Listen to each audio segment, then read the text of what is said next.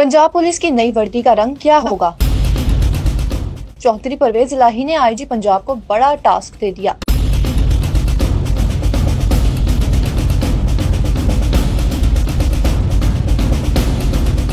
Punjab police की दोस्त माहौल वर्दी वजीर आला पंजाब चौधरी परवेज इलाही को एक नजर न भाई। पुलिस दी वर्दी तो नहीं लानी, मैं पुलिस दी अगू जाके वर्दी बेहतर करनी है। यह वर्दी नहीं तो इन्होंने डाकिया बनाता है। दहशत गर्दों और जराइम पेशा अफराद में खौफ तारी करने के लिए पंजाब पुलिस की वर्दी का रंग बहुत जल्द तब्दील कर दिया जाएगा, जिसके लिए वजीर आला पंजाब ने आईजी पंजाब फैसल शाहकार से पुलिस की वर्दी के 3 रंग मांग लिए। पुलिस दी वर्दी वो होवे जेड़ा लोग चोरा डाकुओं खौफ आवे। जराये के मुताबिक मुंतखब किए गए 3 रंगों का अवामी सर्वे भी किया जाएगा। अवामी सर्वे और आला अफसरान की मुशावरत के बाद पुलिस की वर्दी के लिए नया रंग मुंतखब किया जाएगा। आईजी पंजाब चंद रोज के अंदर पुलिस की वर्दी के 3 मुख्तलिफ रंग मुंतखब करेंगे।